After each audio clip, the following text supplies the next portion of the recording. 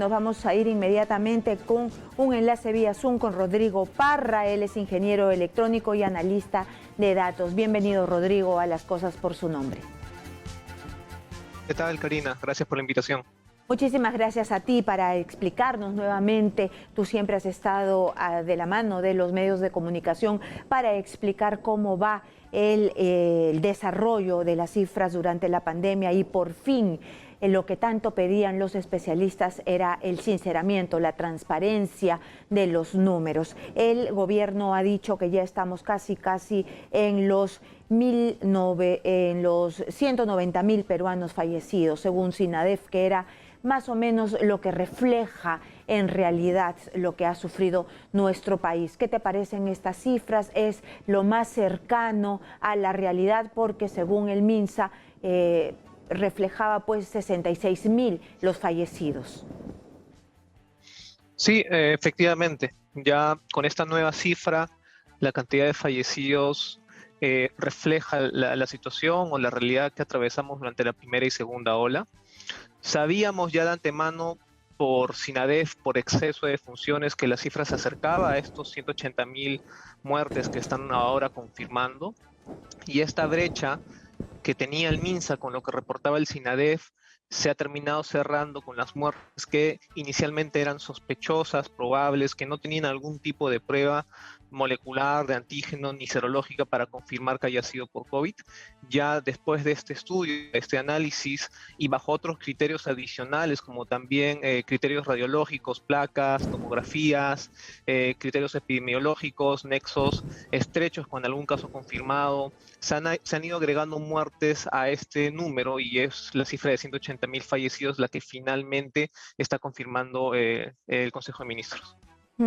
Rodrigo, pero esto nunca se va a saber en realidad a ciencia cierta, porque nosotros hemos pasado reportajes desde el interior del país donde habían personas que lamentablemente no tenían opción siquiera de buscar oxígeno. Yo te estoy hablando de lugares muy alejados donde Exitosa tiene sus repetidoras, tiene sus reporteros que caminan por el Ande, donde ellos no tenían nada, se les moría la gente y simplemente hacían un huequito y los enterraban. Y tenían toda la sintomatología del COVID, ¿ah? Sí, correcto. Aún hay muertes, sobre todo en provincias o lugares muy alejados en los cuales lamentablemente ni se reportan los fallecidos y como tú bien indicas, esto no se comunica a las entidades, al sistema de salud, a los centros epidemiológicos para que hagan una investigación, ¿no? Que es lo que se ha hecho en esta etapa. Entonces sí, siempre va a haber un margen de error, definitivamente. Este margen de error al día de hoy ya se ha reducido, pero nunca va a terminar de ser exacto. Muy bien, y esto me imagino que ha alterado las estadísticas, las cifras, los números y nos ha colocado nos ha elevado en el ranking de la letalidad a nivel mundial. Ya estábamos mal, ahora estamos peor. Sí, con esta nueva cifra de fallecidos confirmados por COVID, Perú se ubica quinto lugar en el mundo después de Estados Unidos, Brasil, México e India. En muertes confirmadas. Sí hay que aclarar también de que los 4 primeros países no han hecho todavía un sinceramiento de cifras, es decir, que no han hecho este análisis de tratar de verificar el exceso de muertes que también tienen, porque ocurre en todos los países, y tratar de sincerar también esas muertes, cuáles fueron finalmente por COVID, ¿no? Perú es uno de los pocos países en el mundo que lo está haciendo de manera muy adelantada, porque la pandemia todavía continúa, pero efectivamente nos coloca en un quinto lugar y si lo medimos por tamaño poblacional, Perú tiene poco más de 30 millones de habitantes, comparado con países mucho más grandes, está primero en el mundo si lo medimos por esto.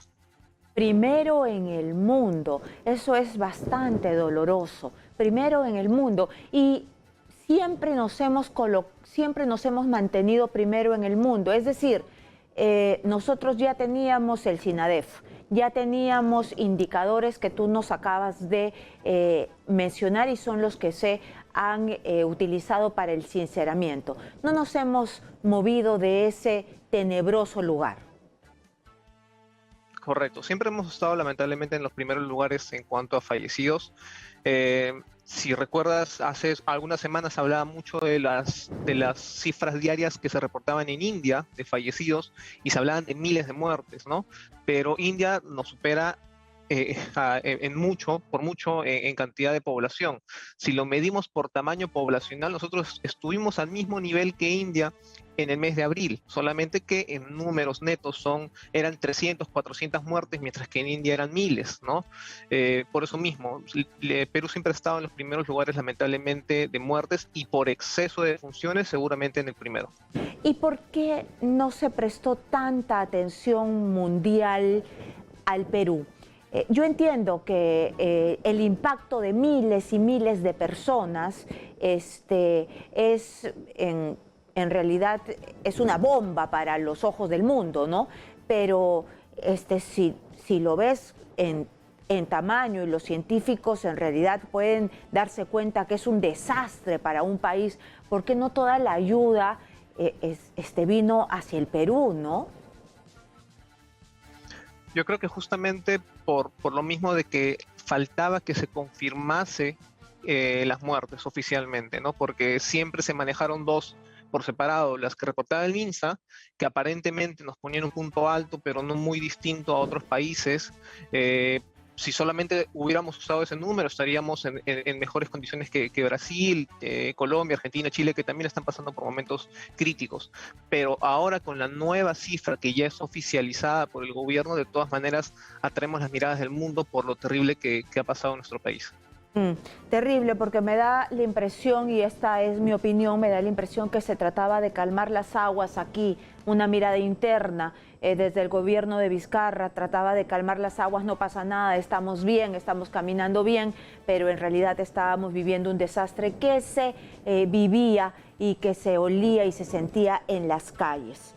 Y ahora, Rodrigo, ¿qué es lo que está pasando en este momento? En este momento estamos en una etapa de tranquilidad, digamos, de tranquilidad, pero en el tema del contagio, en el tema de cómo va comportándose la curva, porque el tema de las camas UCI es otra cosa, ahí no hay tranquilidad, ahí no hay que relajarse porque las camas UCI nos falta. ¿Cómo va el tema de los contagios? ¿Cómo va el tema de esta segunda ola? ¿Va bajando? Sí, partamos por lo más importante, que son los fallecidos. El exceso de fallecidos, ya tenemos que hablar ahora del exceso hasta que terminen de regularizarlo. El exceso de fallecidos que veíamos en SINADEF se ha recortado, se está recortando ya estos días a la mitad. Tuvimos un exceso de fallecidos en el mes de abril de 900 muertes por día. Este exceso se ha reducido a cerca de 450, 500 muertes por día, todavía es alto. Y la cifra de fallecidos viene en descenso ya por más de un mes, de manera constante. Estamos en un descenso de la segunda ola, pero eso no quita que estemos expuestos a una tercera. Si hablamos de contagios, nuevos casos, estamos en un escenario estable, en descenso muy leve. Se reportan 10 nuevos casos de cada 100 pruebas realizadas a nivel nacional, y en Lima esta cifra es aún menor, 5 o 6 nuevos casos de cada 100 pruebas realizadas.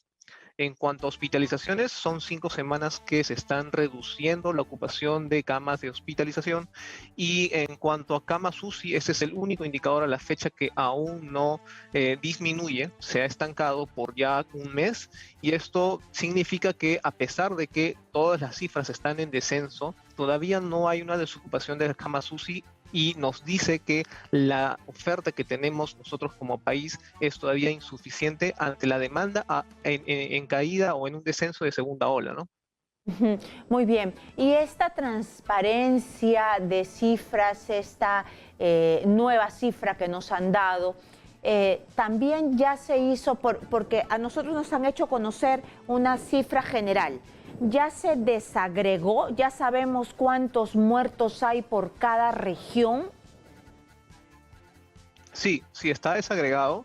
Definitivamente quien se lleva la peor parte por tamaño poblacional, mejor dicho, por cantidad de habitantes, es Lima.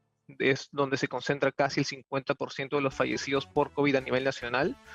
Y como ya sabíamos, durante toda la pandemia, Ica es quien por tamaño poblacional, muertes en razón al total de población de la región, es quien se ha llevado la peor parte a nivel nacional.